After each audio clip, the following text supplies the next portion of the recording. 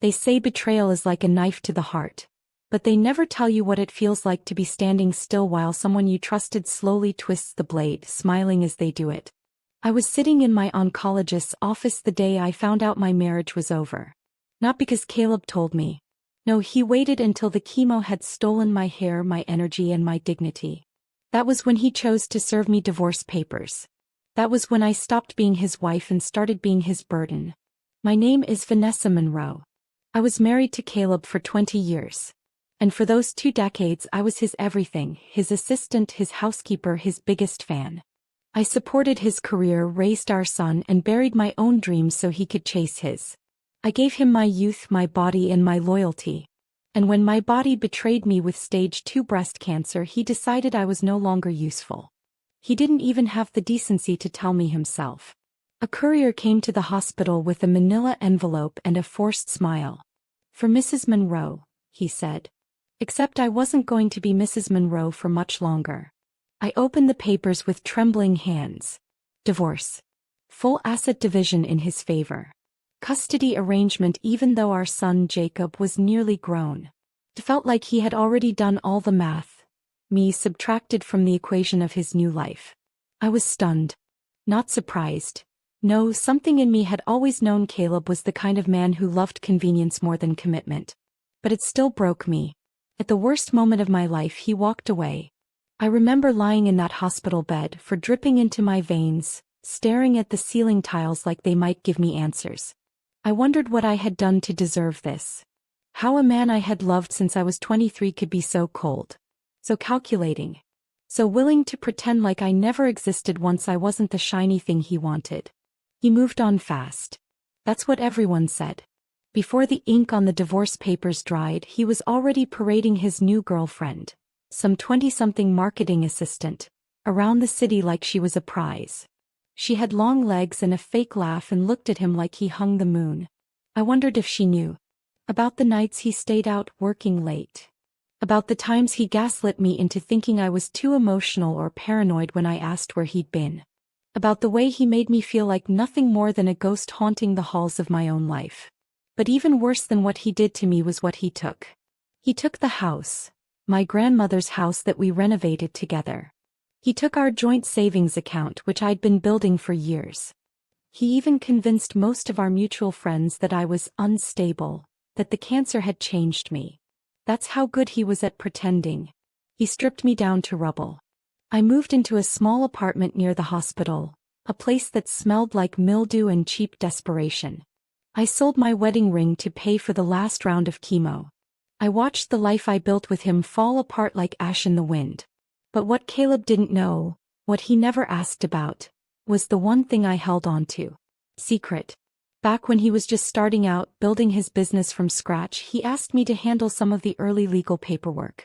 I had a degree in business law, though I never practiced after we got married. I quietly became the co-founder on paper. I still had my name attached to everything even after he bought me out, except the buyout had a clause. A clause he either never read or never thought I'd remember. It gave me rights. Not money. Not power. But the right to audit, to question transactions, to pull records. I never planned to use it. Not until everything else was gone. At first it was just survival. I wasn't interested in revenge. I didn't have the energy for it. All I could think about was getting through the next hour, the next treatment, the next night alone. But pain has a way of turning into clarity. And betrayal? Betrayal plants seeds. At first it feels like rot.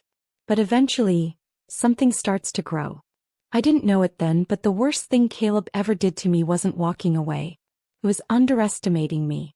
He took everything in the divorce. But he forgot the one secret that could ruin him. And I was done playing small. I should have broken down when I saw the court's temporary ruling. Thomas was granted the house. The house I'd designed from floor to ceiling. The house where I'd painted the nursery that would never be used, because we lost the baby 2 years ago and never tried again. Now he was living in it with someone else. Yes, someone else. Her name was Rachel. I learned that from the receipts. The same ones I had seen months before he left. But it didn't click back then. Or maybe I refused to let it. I think some part of me already knew deep down that he had been cheating. But seeing her picture posted online with him at a gala, smiling in my dress, wearing a ring eerily similar to mine. It didn't just hurt. It lit something in me. I wasn't just heartbroken anymore. I was furious. And that fury cracked open something I'd locked away a long time ago. See, 2 years into our marriage, Thomas had begged me to help him out of a tight financial situation. He had invested heavily in a real estate venture that nearly went bankrupt. He didn't want anyone to know, especially not the investors he was trying to impress. I remember the desperation in his voice, the way he clutched my hands like he was drowning. He said if the banks caught wind of it, he'd lose everything. So I offered a solution. I had just received a $150,000 inheritance from my late aunt. It was untouched and sitting quietly in a private account under my maiden name. Money Thomas didn't know about until I told him. I lent it to him. And to protect it legally, I made him sign a private promissory note. I had a friend, back when I still trusted lawyers, draw it up, notarize it, and make it ironclad. It was simple. He had 5 years to pay me back in full. If he failed, all intellectual property tied to his hospitality brand would revert to me. I wasn't trying to trap him. I was trying to protect both of us. But he laughed, signed it, and kissed me like I'd saved his life.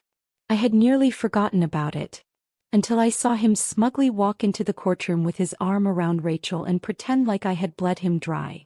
That was the moment everything snapped into focus. He thought I was too broken to fight back. That I'd cave like I always did. That I'd let him strip me down to nothing and still walk away with grace. But he didn't know that the one thing that gave him power, the business, the name, the brand, wasn't really his anymore. Not legally. And suddenly, I knew exactly what I was going to do. I pulled out the promissory note from my safe. I still remembered the exact place I'd hidden it. It had dust on the edges, but the signature was clear. So was the date. 5 years and 6 months ago. He had defaulted. Which meant his entire brand, the boutique hotel empire he was now rebranding with Rachel, technically belonged to me. All of it. I stared at that paper like it was a weapon. Not because I wanted to destroy him out of spite. But because for the first time in years I realized I wasn't powerless. I had leverage. Real, legal, nuclear leverage. The next morning I walked into my lawyer's office with the contract and placed it gently on her desk. Her eyes widened. "Vanessa, do you realize what you're sitting on?" I smiled for the first time in weeks. "Oh, I do. And I'm ready to use it." I always thought revenge looked messy, loud, impulsive, dramatic. But mine started quietly, like a slow breath in a still room. No screaming. No threats. Just power. It began with my lawyer, Eliza, filing a cease and desist against Thomas's newly rebranded hotel chain, R&T Estates. It was for Thomas. But ironic. She got top billing on something she didn't even own. The paperwork arrived on his desk at exactly 10:32 a.m. on a Monday, while he was hosting a press brunch with local media to celebrate the grand reopening of his downtown flagship location. He hadn't even cut the ribbon yet when the news hit. Within hours, word spread that the brand he was so smugly relaunching was in legal limbo. Investors panicked. His PR team tried to downplay it. But I wasn't done. Not even close. The next step. Enforcement. We filed to execute the lien. The contract Thomas signed 5 years ago gave me ownership over any intellectual property registered under his name, including brand assets, trademarks, digital domains, even the loyalty program he'd spent years building. By Tuesday afternoon I had legal control over the domain names for every hotel in his chain, the trademarks to his company name and logo, and, perhaps the juiciest, exclusive rights to the flagship property's design IP. Because I had helped design the first boutique hotel. The layout, the concept, even the custom fixtures. We'd filed a design copyright years ago in both our names, but mine was listed first. And he'd never removed it. That meant they couldn't legally use any of the architectural design without my approval. I didn't just want to ruin his business. I wanted to make sure he finally felt what it was like to be stripped of something he'd built on someone else's back. Thomas called me that night. Blocked number. But I answered. "Vanessa, what the hell are you doing?" I stayed silent. Let him feel it. "You're destroying everything I've worked for." You mean everything we worked for, I corrected coldly. His voice cracked. This is about the divorce, isn't it? About the house. The money. You're being vindictive. I laughed. A small bitter thing. Vindictive would be torching the business and walking away. What I'm doing is justice. There was a pause. Then, you're never going to win. I'll fight you with every cent I have. You already did, I replied. That's the difference, you had everything. I still have me. Then I hung up. That weekend Rachel tried to call me too. No lie, I let it go to voicemail and replayed it 5 times just to laugh. She said I was punishing a good man for moving on.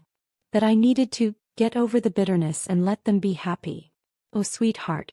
You moved into a castle built on my bones. The least I can do is reclaim the bricks. Meanwhile, Eliza worked behind the scenes like a warrior. She filed an injunction freezing the use of all brand assets until the promissory default was settled in full, which according to the contract included interest. A whole $150,000 became nearly $300,000 with penalties and fees. Thomas tried to negotiate, tried to flip the narrative. He claimed I forged the documents. He claimed I tricked him. He even accused me of coercion. But the paper trail was pristine. He'd signed it voluntarily. We had it notarized. It had been filed and time-stamped. Ironclad. And every time he tried to spin the press, I released something of my own. A screenshot, a receipt, a dated voicemail of him thanking me for saving his business. One by one the walls closed in. His investors pulled out. His launch events were cancelled. Suppliers paused contracts. And Rachel? He went strangely quiet on social media. Funny how fast ride or die becomes, I didn't sign up for this when the money disappears. But here's what I didn't expect. Revenge, for all its fire, started healing me. Every win in court. Every trademark I reclaimed. Every passive-aggressive press release I saw crumble under the weight of truth. It stitched me back together. I started sleeping again. I started breathing again. I even started painting again, something I hadn't done since before the marriage.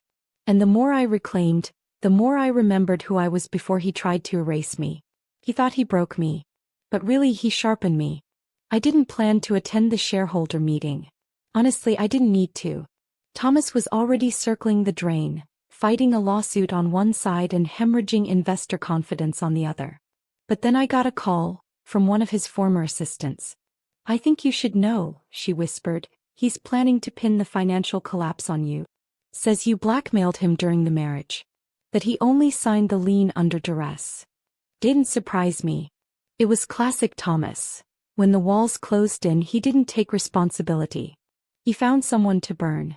So I showed up. I walked into that sleek, glass-walled boardroom wearing a black suit and red lipstick, every hair in place. It was the same room where he once introduced me as his wife who dabbles in creative ideas. Now I was about to end him with one. He didn't expect me. His jaw twitched when he saw me. Rachel was seated 2 chairs down, visibly thinner, visibly shaken. Her designer bag couldn't mask the panic in her eyes. Vanessa, he said, trying to smile like we were old friends. Didn't know you'd be joining us. I heard you were telling stories, I replied smoothly. Figured I'd bring some truth along. He cleared his throat. This is a private shareholder discussion. Oh, I know, I said, slipping a flash drive from my coat pocket and placing it on the table. But what's about to be discussed isn't private anymore. He blinked. What the hell is that? Proof, I said. That you embezzled funds from your investors 3 years ago and used my name on the documentation to cover your trail. The room froze. He stood abruptly. That's a lie. I have the emails. The fake invoices. The transaction records. The folder is called Rainy Day Insurance. Remember? The one you said we'd never need. Now the investors were looking at each other. One by one they reached for the drive and plugged it into the overhead projector. There was wire transfers from shell accounts. Invoices billed to a non-existent vendor, signed off under my credentials. And an email from Thomas himself. Don't worry, she won't even notice. She trusts me too much. He started sweating. This isn't what it looks like. She had access to my computer. She could have. But they weren't listening. Because I had another bomb. I also spoke to the IRS. I filed a formal complaint and handed over every document this morning. Rachel's mouth parted slightly, her face going pale. Thomas stepped forward, voice trembling. Vanessa, you don't understand. If this goes public. It already is, I said. And that secret you thought you buried? That one little detail you forgot. He looked like he wanted to disappear. You registered those shell companies in your mother's maiden name. But you used my social security number to file taxes. That's federal fraud, Thomas. A silence swallowed the room whole.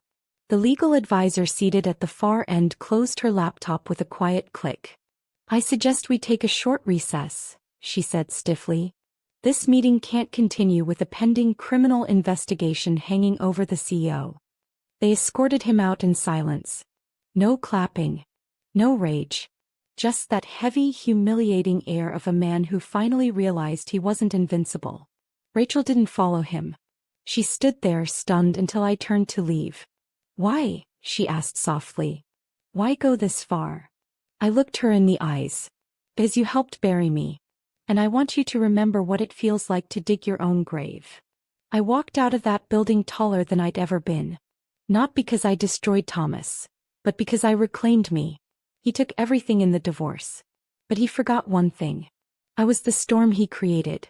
And I came back holding the lightning. When the news broke, it went nuclear. Tech CEO under federal investigation for fraud, ex-wife exposes multi-million-dollar cover-up.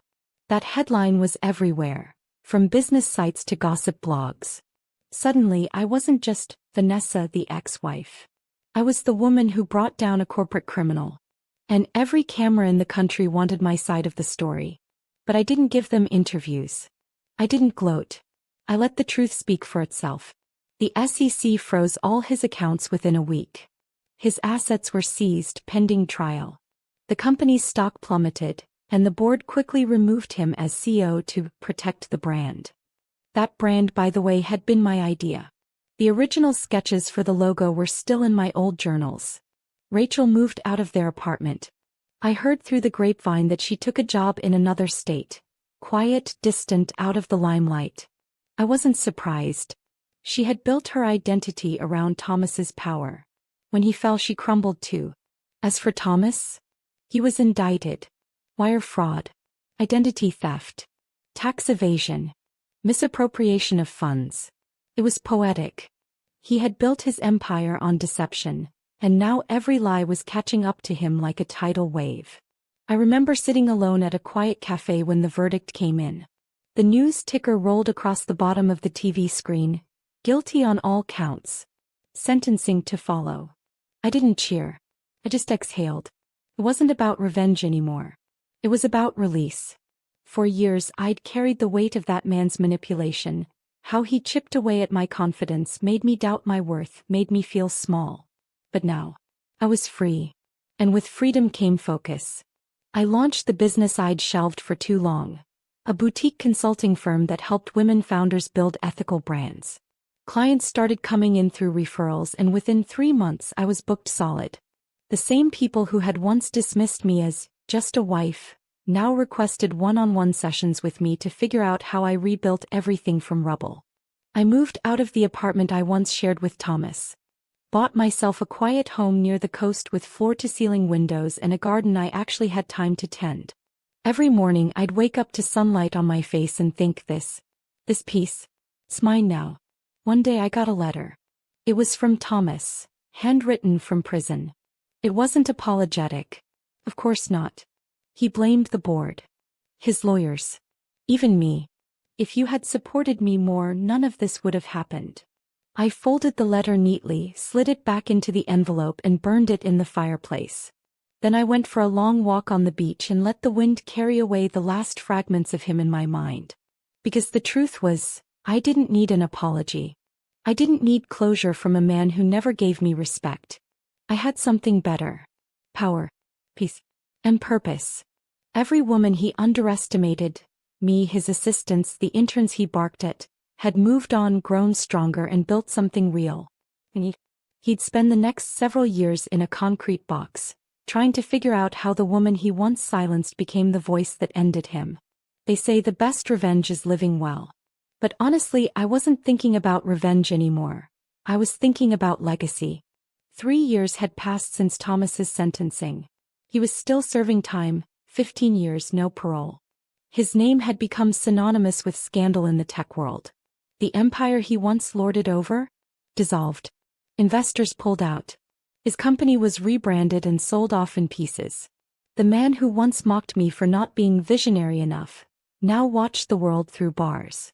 As for me, I had finally become the woman I used to dream of being.